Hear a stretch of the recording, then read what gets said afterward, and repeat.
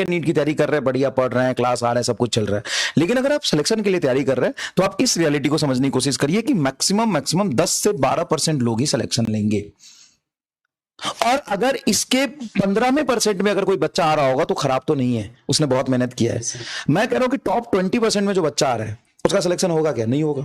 अब कहने को तो बैच में अगर 100 बच्चे हैं, 100 बच्चे में से टॉप 20 में उसका मार्क्स आ रहा है, टॉप 20 में बच्चा स्कोर कर रहा है, लेकिन फिर भी उसका सिलेक्शन नहीं होगा क्योंकि उससे ऊपर 18-20% बच्चे और हैं, और सिलेक्शन उनका ही होगा क्योंकि इंडिया में सीट बहुत कम है। तो आप कंपटीशन की तैयारी कर रहे हैं, इस बात को बहुत क्लोजली महसूस करना बहुत जरूरी है। आप किस चीज की तैयारी कर रहे हैं? कंपटीशन की कर रहे हैं। मैं डरा नहीं रहा हूं तो सर कैसे करे? क्या क्लास ना ले? क्लास लेना है, लेकिन आपको ये पूरी ईमानदारी से लेना है। इसके साथ अगर आप, मैं फिर से ये नहीं कह रहा हूं कि अपना जीवन नरक बना दो, मैं ये कहीं बिल्कुल नहीं कह रहा हूं, लेकिन मैं ये बिल्कुल कह रहा हूं कि अगर आप सुपर टैलेंटेड नहीं है तो आप अपना जीवन नरक बना दीजिए, नरक बना दीजिए अपना जीवन। मतलब नरक में जैसे, मतलब कोई सुख सुविधा नहीं होनी चाहिए तुम्हारे पास, कोई फोन नहीं, इंस्टाग्राम जिसमें हो, कोई ऐसा यूट्यूब पे इधर उधर की चीजें नहीं, कोई अननेसेसरी के फ्रेंड्स नहीं, कोई कुछ नहीं।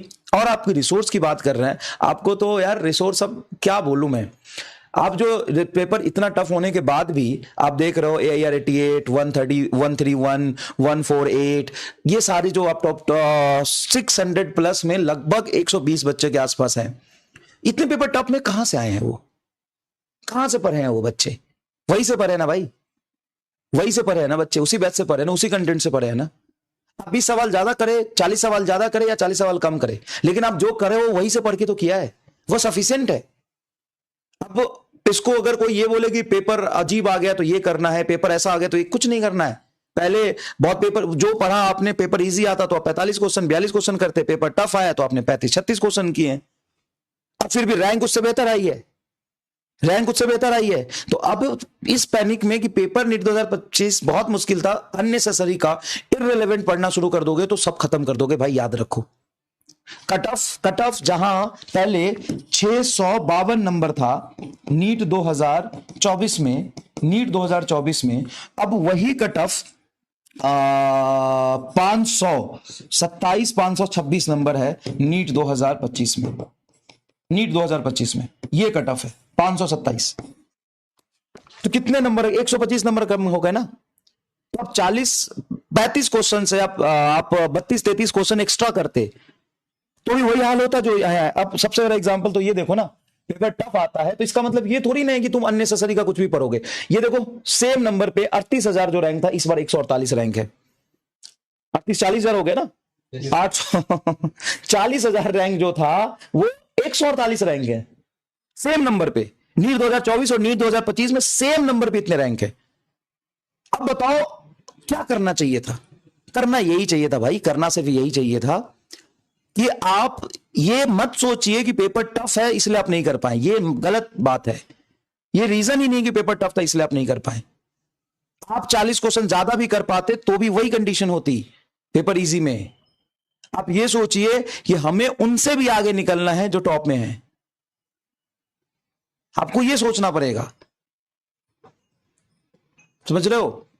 आपको वही चीजें पढ़नी है जो सिलेबस में है, उसी तरीके से पढ़नी है। फिजिक्स केमिस्ट्री बॉटनी जूलॉजी पढ़ना है, उसी तरीके से पढ़ना है। बाकी देखो, जैसे साल भर बच्चों के साथ लगे रहते हैं वैसे ही लगे रहेंगे, पूरे साल पढ़ाएंगे, ढंग से पढ़ाएंगे। आप 100% अच्छा कर सकते हो, और ये हमारे हाथ में नहीं है क्योंकि हम सभी बच्चों के लिए एक ही जैसा मेहनत करते हैं। ये सिर्फ और सिर्फ आपके हाथ में। अगर आप ये मुझे सहारा लेके चलोगे कि सर आप कर दो, मैं कुछ नहीं कर सकता, सर आप चमत्कार करो, मैं नहीं कर सकता। मेरा जो काम है मैं वही कर सकता हूं।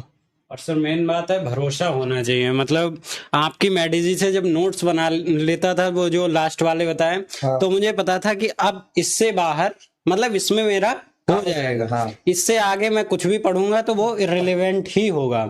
और जैसे इस बार के यकीन 2.0 में मतलब कुछ दोस्त पढ़ रहे हैं तो वो भेजते हैं, तो उसको देख के तो फिर से ऐसा लगता है कि हम भी और पढ़ लें, जिससे कि मतलब बहुत सारा आने लगे। बहुत ज्यादा। अभी मैंने एक असाइनमेंट दिया था वेक्टर का, जिसमें जेईई मेन के सारे सवाल मैंने पिछले 5 साल के दे दिए।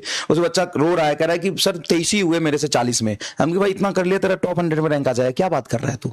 मैं अगर मैं जेई मेंस के सारे पीवाईक्यू 5 साल के तुम्हें दे दिया और उसमें तू 40 में से खुद से 25 सवाल कर लिया, तेरे टॉप 100 में रैंक आ जाएगी भाई। कहां जी रहा है तू, कहां जी रहा है तू? तो ऐसा नहीं है, अंडर कॉन्फिडेंट मत हो, मस्त रहा, पढ़ाई कर। और देख, अगर चमत्कारी कुछ करना है तो तू सिर्फ तू खुद कर सकता है, इतना याद रख, तो खुद कर सकता है। अगर तुम्हें कुछ एक्स्ट्रा ऑर्डिनरी करना है, क्या होता है ना, लोग बच्चों को, छोटे बच्चे किसी को भी ना, जैसे मैं भी बोलूं तो एक फेथ होता है कि मेरे लिए कोई वो कर देगा, कोई भी आपके लिए कोई कुछ नहीं करेगा। हम सिर्फ अपना क्लास लेंगे, आपके लिए एक्स्ट्रा जो सीट होती है वो देंगे, लेकिन मेहनत सिर्फ आप ही कर सकते हैं भाई, सिर्फ आप ही कर सकते हैं। हाँ, मेरी बात सुन लीजिए सर जी, बताइए क्या सुनना है, बोल बोलो ना क्या सुनना है। ठीक है, क्लास के क्वेश्चन की सारी पीडीएफ में अपलोड करा देता हूं बैच में। अब बताओ क्या चाहिए बैच में? हाँ हाँ प्लीज।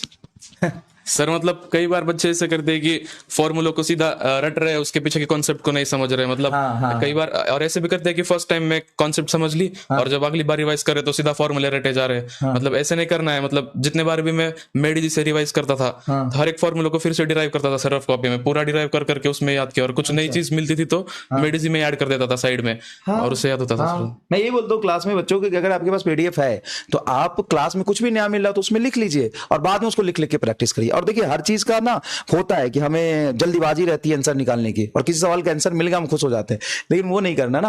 आपको सवाल करते समय किसी एक आंसर पे पहुंचना इंपॉर्टेंट है, लेकिन बाकी के 3 ऑप्शन गलत क्यों है ये भी सोचना है। और इतना एनालिटिकल थिंकिंग करते चलोगे ना, क्वालिटी कंटेंट पढ़ोगे, मेहनत करोगे। अच्छा सुनना, कुछ मत कर, साल भर ईमानदारी से। अच्छा एक और चीज बताता हूं, पूरे लास्ट तक जो बच्चा टिका रहता है, जो बच्चा मेहनत करता है, उसका सिलेक्शन रेशियो 60-70% होता है। उसका सिलेक्शन रेशियो 60-70% रहता है। तो मैं कह तो रहा हूं कि यहां तक पहुंचना है तुम्हें, मतलब टॉप के 12% का सिलेक्शन रेशियो, तो 12% of starting batch, starting batch. बाकी डिस्ट्रैक्शन, आपके 50 तरह की तामझाम, इन सब की वजह से बच्चे कंप्लीट ही नहीं कर पाते बैच। और तुम्हें भी पता है कि पढ़ना कितना मुश्किल है, इस बैच में पढ़ना कितना मुश्किल है, तुम्हें समझ में तो आ गया होगा। रोज इतने इतने सवाल करा देते हैं, फिर होमवर्क दे देते हैं, मैनेज ही नहीं होता है। तो मैं कह रहा हूं कि 60 से 70% सिलेक्शन रेशियो है, सिलेक्शन रेशियो है जो लास्ट तक टिक गया, जो लास्ट चैप्टर तक टिक गया, लास्ट चैप्टर तक टिक गया, टिक गया लास्ट चैप्टर तक। अगर तू टीचर के साथ टिक गया, तेरे सिलेक्शन का 70-75% चांस है। ठीक है, सिंपल सी बात है। तो और देखो, और इतना याद रखना, आज एक चीज लिख देना, कमरे में एक लाइन लिख के चिपका लेना, मैं अपना किस्मत खुद ही बदल सकता हूं और इसके लिए मैं पूरी पूरी जी जान लगा के मेहनत करूंगा। बहुत दुख की बात है कि मैं बैच में सारे बच्चों को पढ़ाया, लेकिन उसमें से कुछ ही यहां पे हैं, कुछ बच्चे नहीं हैं, कुछ क्या बहुत बच्चे नहीं हैं। क्यों नहीं है, इस बात को समझो और इस बात को लिखो कि मैं अपने आप का फ्यूचर खुद बदलूंगा और इतना ज्यादा मेहनत करूंगा। बाकी हम लोग सारे टीचर्स जो भी फिजिक्स, केमिस्ट्री, बॉटनी, जूलॉजी, सब लोग लगातार मेहनत करते हैं आपके लिए। और आप बदलिए अपने आप को बदलिए, अपने एटीट्यूड को बदलिए, मेहनत करिए। ठीक है ना? ठीक है, ठीक है। तो लिख दो, आग लगा दूंगा मैं अपना सिलेक्शन लेके रहूंगा, इतना मेहनत करूंगा खुद। ठीक है, चलो bye bye, thank you so much. ठीक है, चले, थैंक यू सर।